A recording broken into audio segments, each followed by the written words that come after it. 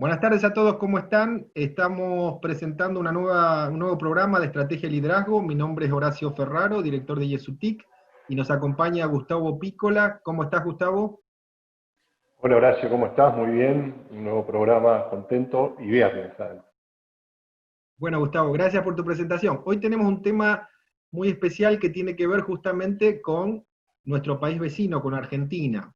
Tiene que ver con lo que es la actualidad de la economía argentina, y también vamos a referenciarla con el contexto internacional y también con Paraguay. Para lo cual hemos invitado a Martín Tetaz. Él es economista egresado de la Universidad Nacional de La Plata, especializado en economía del comportamiento.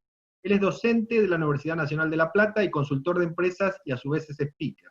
Ha escrito varios libros, es columnista y divulgador de economía en radio y televisión, y también es columnista en los diarios El Día y Clarín. ¿Cómo estás, Martín? Buenas ¿Qué tardes. tal? ¿Qué tal? Muchas gracias por la invitación.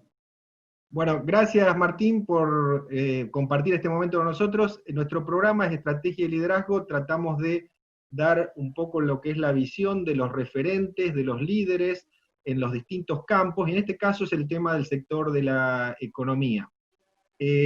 Siempre al principio, un poco para nuestra audiencia y también nosotros, compartir algo que tiene que ver con el profesional, con su carrera, para lo cual Gustavo tiene una pregunta al respecto. Así es, Martín, lo que usualmente hacemos en el programa es preguntar al profesional qué fueron esas cosas que le pasaron en su vida y que lo marcaron para ser el profesional que soy. Aprendizaje, algún hecho, alguna... Esa es un poco la idea que nos cuentes. A mí, obviamente, me terminé inclinando por la economía, primero los años 80, que fueron muy difíciles en Argentina, la hiperinflación del año 89, que hizo caer un gobierno, prácticamente aceleró la salida del doctor Alfonsín, que terminó haciendo el traspaso de mando de manera acelerada, y arriba de eso, luego en un par de años de mucha convulsión, vino la convertibilidad a la Argentina. Nosotros había un dicho en los estadios de fútbol, que un cantito que decían, fulano va a salir campeón, fulano va a salir campeón, el día que la vaca vuele, en la Argentina baje la inflación. O sea que era, en el imaginario popular de la Argentina, después de 50 años de alta inflación, la posibilidad de que bajara la inflación era igual que si volara una vaca, digamos, ¿no? Entonces, y vino Caballo con la convertibilidad, el ministro de Economía hizo bajar la inflación a cero, la eliminó. Entonces fue una cosa increíble, y en los 90 hubo muchísima gente que se volcó a la economía para tratar de entender qué era todo eso que estaba pasando, por qué había funcionado también la convertibilidad, por qué había funcionado mal lo anterior, y por qué después terminó funcionando mal la convertibilidad también, ¿no? Y me metí apasionadamente en eso. Qué bueno. Qué buena, bueno, digamos, como hechos a lo mejor de un país, ¿no? Como Argentina, cómo marcan la carrera de alguien que en definitiva le termina interesando justamente lo que vos decís, ¿no? Pero Este, después también ¿cómo? tenés mucho azar, muchas circunstancias. Digamos, si a mí me hubiera tocado capaz que 10 años después en mi vida haber tenido que elegir la carrera, capaz que no hubiera elegido economía, la situación era muy distinta. Y después, fíjate, cuando me recibo en el 2001, en el 2002 le dan el premio Nobel de Economía a Kahneman, que es un psicólogo. Y yo ahí dije, Ujú. bueno, hay que empezar a estudiar psicología, porque evidentemente tengo que tener un poco mejor formación en comportamiento, que no la tengo, y me empecé a entusiasmar en eso, y hoy me dedico a la economía de comportamiento. Entonces, en realidad, prácticamente todas esas cosas fueron completamente azarosas para mí. ¿Sí? Capaz que si el premio a Kahneman hubiera llegado 2 años después, que hubiera sido perfectamente posible, yo hubiera empezado a especializarme en otra área y hoy haría otra cosa, ¿no? Claro, lo que se ve un poco, Martín, ahí también es tu, digamos, tu conexión o sensibilidad a los distintos momentos, ¿no? Porque vos marcaste bien puntualmente dos momentos que se estaban viviendo en Argentina, y después, bueno, también el contexto a nivel de la economía. Pero también no solo eso, sino el compromiso tuyo de ser un divulgador de todos los, digamos, todos los conceptos económicos, y tratar de entender un poco cuál es la realidad actual, ¿no? Sí, yo tuve también ahí una experiencia que me marcó en el sentido de que empecé a dar clases en una universidad que era la Universidad de La Plata, en la Facultad de Derecho. Entonces yo venía de dar clases como ayudante alumno en la Facultad de Economía, y en Economía la carrera es más técnica. Entonces uno ponía un gráfico en el pizarrón, hacía una fórmula, despejaba, bueno. Y claro, con los abogados todo eso no funciona. Digamos, el abogado en la primera clase me querían tirar con tomate, porque decían, no haga gráfico porque no lo entendemos, ¿no? Entonces yo decía, bueno, lo hacemos en una ecuación, acá no, tampoco entendemos. Bueno, entonces tuve que encontrar otra forma de transmitir y que me di cuenta que finalmente es la forma que uso luego en los medios de comunicación para transmitir a la gente que no tiene por ahí mucha formación técnica, ¿no? O sea que ese lugar lo tuve que encontrar, no es que yo nací sabiendo cómo comunicar, sino que lo tuve que encontrar a la fuerza, ¿no? Bueno, gracias Martín por compartir un poco una experiencia de vida. Ahora, yendo un poco al tema específico de lo que es la economía argentina, ¿no?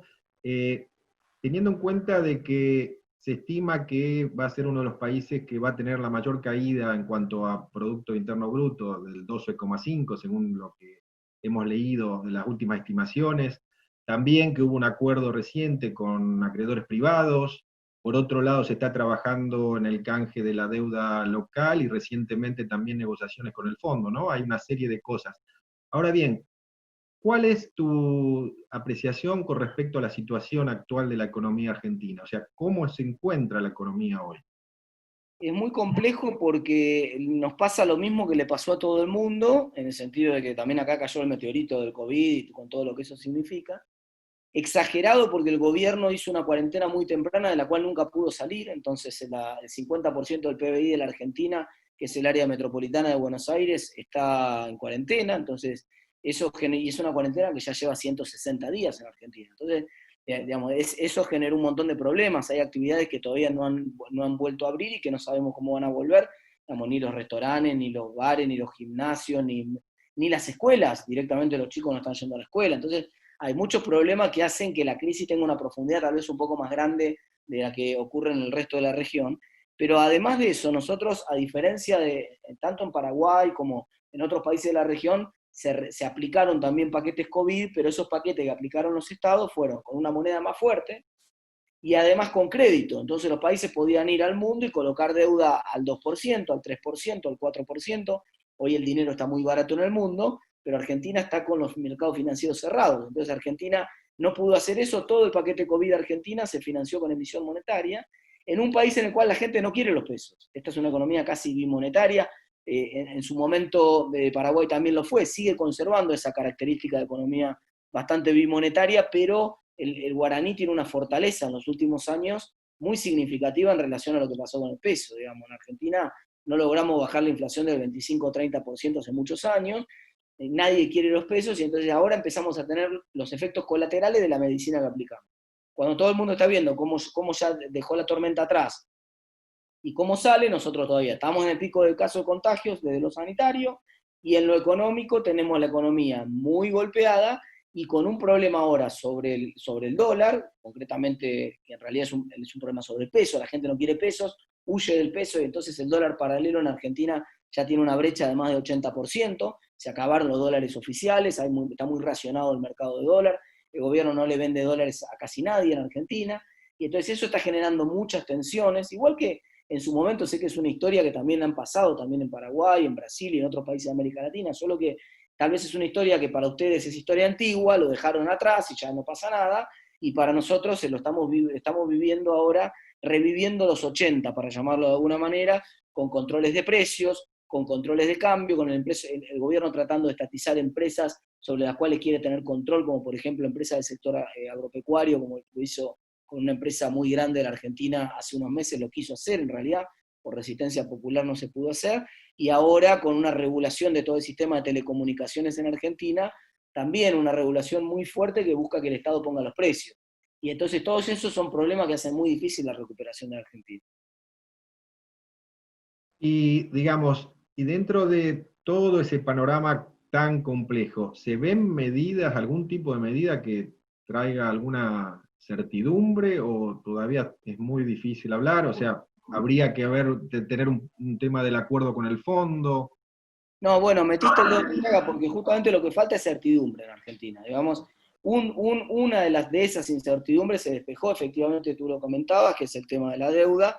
La renegociación argentina con los acreedores externos consiguió el apoyo de los grupos más importantes de acreedores y todo parece indicar que va a acabar en buen puerto, entonces ese es un punto positivo para la Argentina, pero es la primera noticia buena que le sale al gobierno, hace 8 meses que están en el gobierno, 9 ya, y es la primera noticia buena que logran conseguir en la economía, y el entusiasmo duró muy poco. A las 2 semanas de esta noticia ya está otra vez la presión sobre el tipo de cambio, da la sensación que no alcanza. El gobierno no está claro cómo va a ser, no tiene presupuesto Argentina, no hay un presupuesto aprobado en el último año, y no hay tampoco una hoja de ruta elaborada por el gobierno, no hay ni siquiera un proyecto presupuestario del gobierno, donde uno diga, bueno, está claro que el gobierno plantea que tiene este déficit, que lo va a financiar de esta manera, que lo va a ir reduciendo gradualmente de esta manera, que va a convertir. Entonces, es muy difícil realmente tomar decisiones de consumo y de inversión en Argentina en estos momentos, porque no tenemos la menor idea de cuál es el nivel de tipo de cambio que busca el gobierno, cuál es el nivel de emisión que vamos a tener, cuál es el nivel, por lo tanto, de inflación que va a tener en el año Argentina. Está bastante complejo eso, y al mismo tiempo la economía está con muchos precios regulados por parte del gobierno, tarifas de servicios públicos congeladas, precios de alquileres congelados, salarios con paritarias muy chiquitas en la mayoría de los sectores prácticamente congelados, dólar obviamente agarrado de los pelos también, tasa de interés controlada por el propio gobierno. Así que la mayoría de los precios de la economía hoy están siendo fijados por el gobierno, y también está esa incertidumbre cómo hace el gobierno para salir de esto. O sea, ¿hasta cuánto tiempo puede durar el gobierno fijando? En algún momento los alquileres van a tener que subir, en algún momento las tarifas van a tener que subir, en algún momento, porque es una economía que viene con 42% de inflación en los últimos 12 meses, o sea que no es algo que uno pueda decir, bueno, mantenemos esto durante 2 o 3 años y no pasa nada, ¿no? Claro, lo que se ve es... Sí, sí, Gustavo. Lo que quería en ese sentido, ¿no? Y en función de lo que estaba comentando Martín, era una pregunta que le quería hacer, porque lo que manifestaba, por ejemplo, la prensa argentina la semana pasada, es que había una migración de capitales de argentinos hacia países de la región, y en particular hacia Paraguay, donde se apunta más que nada al sector inmobiliario. Entonces, en función de lo que vos estás diciendo, te quería preguntar si este fenómeno es así, se está dando, en qué medida, y si explica un poco esto de no poder conseguir dólares en la Argentina, ¿no? Bueno, totalmente se está dando porque el argentino busca migrar a cualquier cosa, digamos, ¿no? Y como el gobierno, uno dice, bueno, ¿a dónde puedo ir? Puedo ir al sistema financiero local. En Argentina ya hubo corralito, hubo un plan Bonex en el cual el gobierno se quedó con los fondos de los ahorristas hace muchos años, pero ocurrió, hubo una hiperinflación. Entonces el ahorrista dice, mira, no me convence ni quedarme en pesos, ni quedarme en el sistema financiero, no hay instrumentos financieros alternativos en Argentina porque el mercado está muy subdesarrollado, entonces la capitalización bursátil del Merval en Argentina, de la principal bolsa, es ridículamente baja, la más baja de toda la región. Entonces no hay muchas alternativas realmente de inversión en Argentina, y el mercado inmobiliario también está bastante saturado. Entonces, bueno, Paraguay es una opción alternativa de destino de los fondos, como lo es Uruguay también. El gobierno uruguayo está lanzando medidas para captar inversores argentinos, porque sabe que los argentinos están buscando una oportunidad de buscar algún tipo de refugio. El gobierno, al mismo tiempo, no garantiza ni siquiera que el ladrillo sea una fuente segura, porque acaba de aprobar una ley de alquileres hace cosa de 2 meses atrás, que por supuesto el resultado que consiguió es que aumenten los alquileres, contrario a lo que quería, y entonces uno dice, bueno, finalmente, y ahora viene una nueva ley que acaba de anunciar el gobierno, va a enviar al Congreso un aumento de los impuestos patrimoniales. Entonces, bueno, es razonable que los patrimonios busquen resguardo en algún lugar donde se los castigue un poco menos, y Paraguay tiene la tasa impositiva más baja de América Latina. Entonces, obviamente, eso le resulta tentador para muchos fondos de inversión. Claro, como vos mencionás, también, o sea, en Argentina lo que se da es una distorsión de precios, ¿no? De precios relativos, es como que habría que ordenar un poco las variables, las distintas variables, como para que dé lo que estamos hablando inicialmente, de cierta certidumbre para el inversor o para, bueno, para el simple ahorrista, ¿no? Que busque alguna alternativa. Sí, y más grave, porque no solamente están distorsionados los precios relativos, sino que van camino a distorsionarse mucho en los próximos meses. Es decir, en un país que tiene una inflación alta y que el gobierno, en las condiciones en las que está, no va a dejar el congelamiento de precios, por lo menos de acá hasta fin de año. De hecho, acaba de aprobar un decreto, como te contaba, para telecomunicaciones, los precios de los celulares, los precios de la comunicación, del internet por cable, los precios de la televisión paga, todos esos precios congelados de acá hasta fin de año, los alquileres congelados de acá hasta fin de año. Entonces dice, cuanto más periodo pase con precios congelados en una economía de alta inflación, más distorsiones se producen, más retrasados quedan muchos de los precios, y entonces más difícil después de salir. Y esa es un poco también la incertidumbre. No hay convicción en Argentina para la principal variable, que es el dólar, no hay convicción de que este sea un precio de equilibrio del dólar. Cuando vos tenés una brecha de más del 80%, el gobierno tiene un dólar de 77 pesos en estos momentos, pero el dólar paralelo sale 138. Entonces, con una brecha de esa magnitud, digamos, es evidente que no hay confianza en la economía y que la gente no tiene seguridad cuál va a ser el valor del dólar que efectivamente va a quedar. Y todo esto, bueno, obviamente frena las decisiones de inversión y las decisiones de consumo, ¿no? Claro, ¿y qué alternativas le queda, digamos, si es que hay alguna alternativa de resguardo dentro de lo que es, digamos, para el argentino o para quienes están en Argentina, qué alternativa de resguardo, de resguardo de su patrimonio? Bueno, el ¿Hay argentino alguna? hay formas alternativas de comprar los dólares que son formas absolutamente legales, que son a través del mercado de acciones. Por ejemplo, vos podés comprar una acción de una empresa que cotiza en Estados Unidos, Argentina, y la podés comprar en pesos en Argentina y venderla en dólares en Estados Unidos. Es una forma muy habitual, se llama dólar contado con liquidación en Argentina. Ese es un mecanismo muy habitual para conseguir divisas legales y en blanco, pero obviamente a un precio mucho más alto que el de la divisa oficial. Además de eso, está la posibilidad, obviamente, de hacer inversiones en acciones de empresas que están en el exterior, que se hacen a través de un instrumento que se llaman CDRs en Argentina. Se pueden comprar participaciones, derechos sobre esas acciones que están en el exterior, es una forma de protegerse. Y finalmente el ladrillo, vamos, el tercer refugio de valor, te diría, más importante en Argentina en los últimos años, es evidentemente el ladrillo, y entonces obviamente empieza ya. Fíjate que en Argentina está la economía completamente parada y el sector de materiales para la construcción está vendiendo 7% más de lo que vendía incluso antes de la pandemia. O sea, la gente está poniendo sus ahorros en bolsa de cemento y en ladrillos en Argentina. Claro, tal vez sería un poco porque los precios no han reaccionado tanto como la divisa, ¿no? Como el dólar, y entonces está la posibilidad de, bueno, en este momento invertir, ya sea en algo de construcción, ¿no? Porque también te queríamos contar la particularidad que, por ejemplo, en Paraguay, a raíz justamente de la pandemia, se produjo una retracción, pero se incrementaron mucho los depósitos y justamente en moneda nacional, en guaraníes, en los bancos, ¿no? Cosa que en Argentina es un poco diferente por la desconfianza a partir del 2001, ¿no? No, pero también hay algún crecimiento en los últimos 2 meses de los depósitos en plazo fijo por una razón que diría que tiene que ver con que la gente al no poder salir obviamente consume menos y entonces utiliza menos sus fondos, y entretenerlo en una caja de ahorro que no me remunera nada lo pongo en un depósito a plazo, y entonces eso está creciendo en Argentina un poco, y además hay muchas restricciones de acceso a los bancos también por el COVID y por la cuarentena. Entonces vos en Argentina, aunque parezca increíble, para acceder a tu dinero tenés que sacar un turno en el banco, y hay algunos bancos que te dan turno para dentro de un mes, porque están saturados. Entonces eso hace que la gente retire menos dinero, porque no puede, digamos, no está la posibilidad técnica de que mañana vaya todo el mundo al banco y saque el dinero, porque no le van a dar el turno a todo el mundo para el mismo día. Entonces eso genera un crecimiento también en los depósitos, algo de eso está pasando. Algo de la retracción del consumo se está yendo a dólares, y algo de la retracción de consumo está subiendo un poco los depósitos en plazo fijo. Más a dólar que a plazo fijo, pero algo está yendo también. Está bien. Gustavo, tenías Sí, una pregunta. sí, le quería preguntar porque con este tema del dólar, ¿no? Y el gobierno que cuida tanto los dólares, una de las medidas que tenemos entendida es el tema de las importaciones. Y para Argentina, para Paraguay, es el principal comprador de soja paraguaya, ¿no? Entonces quería preguntarle cómo estaba ese tema en cuanto a importaciones y específicamente a lo mejor en Sí, productos agrícolas. cada vez más complejo, cada vez más difícil.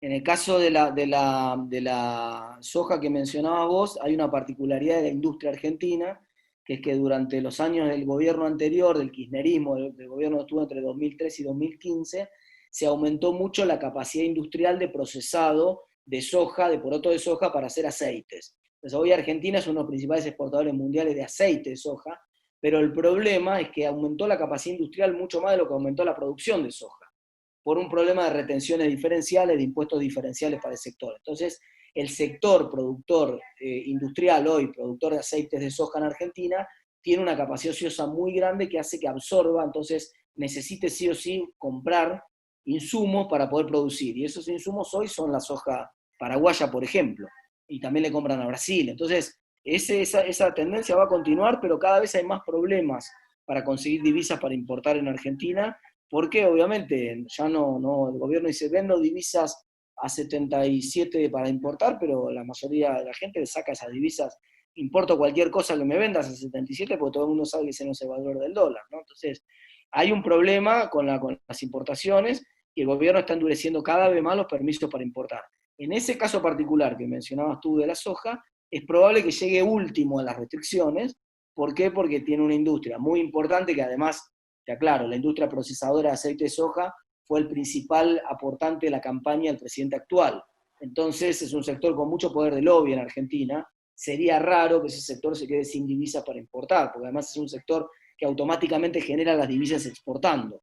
Es decir, a diferencia de la industria automotriz, que consume divisas para uso interno, la industria del agro en general consume divisas para exportar también. El resultado siempre es positivo en términos netos, y entonces ese es el último que va a llegar a la restricción. Bien, bien, bien. No, porque en función de lo que vos comentabas, es bastante lógico lo que decís de los automotriz, la comparación, ¿no? Porque la automotriz queda, el dólar que sale no tiene posibilidad de recupero con un dólar que ingresa y no sería el caso del agro, con lo cual, exactamente, en ese sentido, Paraguay podría estar relativamente más tranquilo. tranquila.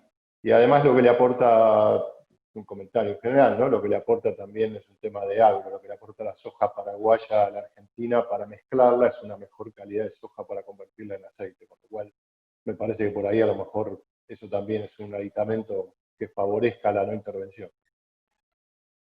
Sí, soy un poco más optimista en eso. De todas maneras, cuando la restricción empieza a apretar más, el gobierno cierra todo, ¿no? Entonces siempre va a empezar a demorar más para los pagos de las importaciones, digamos, el problema va a empezar a haber, pero presumiblemente ese no va a ser el sector que primero lo va a recibir.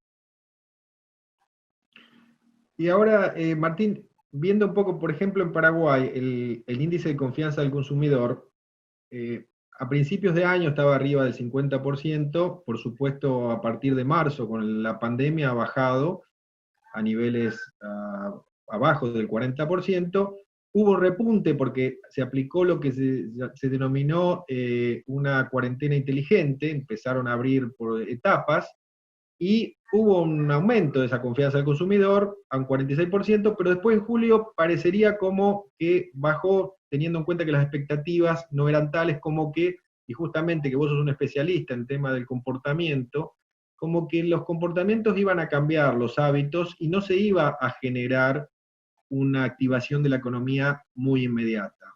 ¿Cómo es en Argentina? ¿Cómo lo percibís vos? Mira, acá acaba de conocerse el dato de confianza del consumidor del mes de agosto, y efectivamente en julio había bajado, igual que lo que vos contás allá, pero en agosto se recuperó un poco, subió 8% la confianza, todavía está más abajo de lo que estaba en el mes de febrero antes de la pandemia, todavía está más abajo, y de hecho en la mirada histórica de los últimos 15 años en Argentina están los niveles más bajos, está en 42 puntos en estos momentos, si no estoy equivocado, 42 o 44 puntos, no estoy seguro, me hace dudar un poquito ahora, pero están los niveles relativamente bajos, la confianza. Ahora, obviamente, me parece que un poco también de ese estancamiento que vos mencionás en Paraguay, que se está mirando en otros lugares del mundo, ayer se conoció el dato de Estados Unidos en la misma sintonía que contás vos el de Paraguay, tiene que ver un poco con que había una expectativa de que la economía podía volver, rebotar en B corta completamente hasta el lugar donde había quedado en febrero, y esto no es así. Lo que está quedando claro es que las economías recuperaron, pero no vuelven al nivel anterior. Entonces hay un escalón, quedó un escalón, somos más pobres, para decirlo de alguna manera.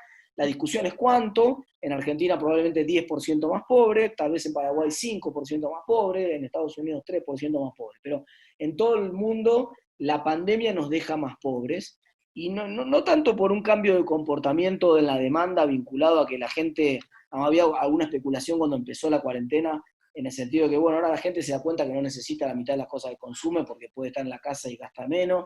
Digamos, eso tendemos más lo que aprendemos nosotros del comportamiento en todos los experimentos que hay, en la experiencia, es que en general el comportamiento es de regresión a la media, Es decir, ¿esto qué quiere decir? En general, cuando nos alejamos de nuestro promedio, volvemos rápidamente al comportamiento que teníamos antes. Pasan muchas cosas. Uno empieza la dieta, porque se asusta porque le dieron malos resultados en el médico, y empieza, no, ahora voy a empezar a cuidarme, que dura una semana, ¿no? Es decir, rápidamente volvés al ritmo anterior. El auto, cuando lo sacás del chapista, lo cuidás un montón los primeros 3 días, el cuarto día ya estás otra vez con los mismos descuidos que antes, digamos. Somos animales de costumbre, si volvemos rápido a la media, eso como primera, o sea, esta idea de que vamos a ser todos hippies viviendo en la montaña y no vamos a consumir, no la creo, no va a ocurrir, vamos a volver a comprar. Lo que sí, persiste mucha incertidumbre. Entonces, desde el lado de la oferta hay muchas actividades que no pueden volver a pleno porque tienen que volver con protocolos, entonces los hoteles, los lugares de turismo, los restaurantes, los bares, bueno, todo eso no vuelve a pleno, entonces eso ya implica que hay un escalón más abajo.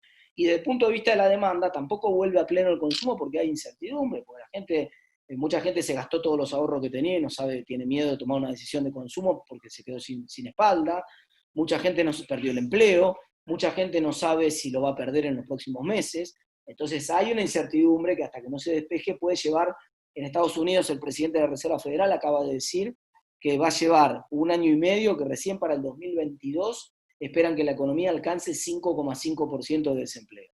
Y tenía 3,5% antes de la crisis. O sea que estamos diciendo, no estamos hablando de volver ante la crisis, estamos hablando de un desempleo razonable, volver a un buen nivel de actividad. Le va a llevar 1 año y medio, y la principal economía del mundo. Así que el resto de la región pensamos que va a tardar por lo menos ese año y medio, tal vez un poco más. Ahora bien, bueno, un poco con todo este panorama bastante complejo, si nos podés dar tu visión de expectativas, ¿no? Ya comentaste un poco Argentina, un poco expectativa Argentina, Mercosur, también está el tema del acuerdo con la Unión Europea, que bueno, está en su etapa, digamos, final para firmar el acuerdo. ¿Cuáles serían tus expectativas? ¿Cómo lo ves a futuro? Tanto Argentina, Paraguay, Mercosur. Lo veo complejo el Mercosur, lo veo complejo porque Argentina no tiene la política exterior argentina nueva, del nuevo gobierno, no va en el sentido de avanzar en nuevos procesos de integración. De hecho, no hay ninguna medida tomada por el gobierno para avanzar en firmar el acuerdo con la Unión Europea, digamos, en seguir avanzando. Con lo cual, el acuerdo entre Mercosur y Unión Europea lo veo prácticamente congelado otros años más, por lo menos hasta que termine este gobierno no lo veo avanzando.